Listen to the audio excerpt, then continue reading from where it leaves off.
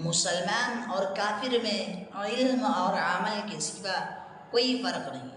اگر کسی شخص کا علم اور عمل ویسا ہی ہے جیسا کافر کا ہے اور وہ اپنے آپ کو مسلمان کہتا ہے تو بالکل جھوٹ کہتا ہے۔ کافر قرآن کو نہیں پڑھتا اور نہیں جانتا کہ اس میں کیا لکھا ہے۔ یہی حال اگر مسلمان کا ہو تو وہ مسلمان کیوں کہہ رہا ہے؟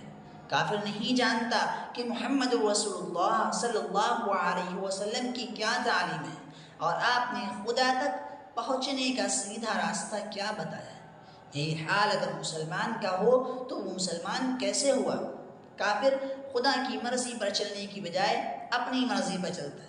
اگر مسلمان بھی اسی کی طرح خود سر اور آزاد ہو اور اپنی ذاتی خیالات اور اپنے رائے پر چلنے والا ہو اور اپنی خواہش کا بندہ ہو تو اسے اپنے آپ کو مسلمان یعنی خدا کا فرما بردار کہنے کا کیا حق ہے؟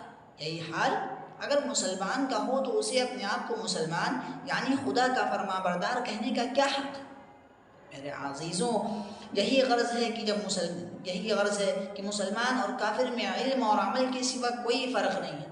ہمیں معلوم ہے کہ جھوٹے پر خدا نے لعنت کی ہے۔ ہمیں معلوم ہے کہ غیبت کو اپنے بھائی کے گوشت کھانے کے برابر بتایا ہے۔ ہمیں معلوم ہے کہ فحش اور بے حیائی اور بدکاری پر سخت عذاب کی دھمکی دی ہے، مگر یہ سب جاننے کے باوجود ہم کفار کی طرح یہ سب کام آزادی کے ساتھ کرتے ہیں گویا ہمیں خدا کا کوئی خوف نہیں ہے۔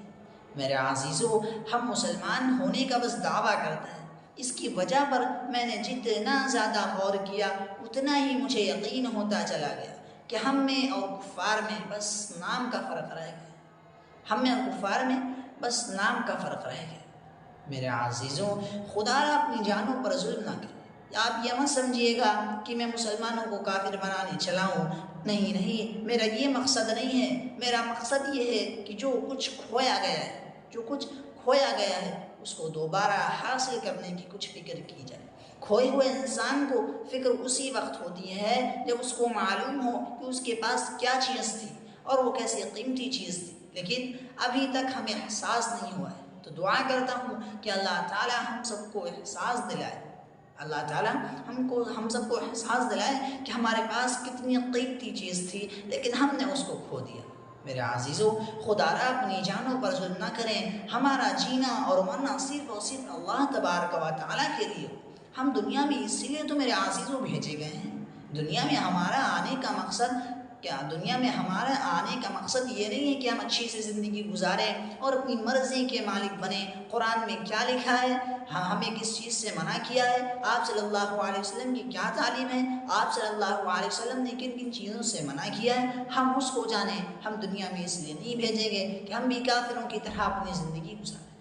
میرے عزیزوں، خدا را اپنی جانوں پر ظلم نہ کریں۔ آپ اللہ کے حکم اور نبی پاک صلی اللہ علیہ وسلم کے طور طریقے کے مطابق زندگی گزاریں۔ ہمارے مرنے کے بعد صرف اور صرف ہمارے ساتھ اعمال جائیں گے۔ ہمارے دوست، احباب، رشتہ دار جتنے بھی ہمارے عزیز ہیں سب ہمارا ساتھ نہیں چھوڑ دیں گے۔ قبر میں ہمیں وہ لے کے جائیں گے، قبر میں ہمیں اکیلا چھوڑ آئیں گے۔ وہاں یہ نہیں پوچھنے آئیں گے کہ بھائی آپ کا کیسا حال ہے، آپ کیا کر رہے ہیں، آپ کیا نہیں کر رہے ہیں۔ تو میرے عزیزوں، ہمیں جو قبر کا حساب دینا ہے، ہمیں اپنے اعمال کا حساب دینا ہے۔ ہمیں پوچھ ہوگی کہ تمہیں پتہ تھا لیکن لوگوں کو نہیں بتایا۔ ہم سے پوچھ ہوگی کہ تم اس چیز کو جانتے تھے، قرآن آپ صلی اللہ علیہ وسلم پر اترا لیکن تم اس کو پڑھنے کی کوشش نہیں کرتے تھے۔ تو میرے عزیزوں، اللہ تبارک و تعالیٰ سے دعا ہے کہ اللہ تعالیٰ کہنے سننے سے زیادہ عمل کرنے کی توفیق عطا فرمائے۔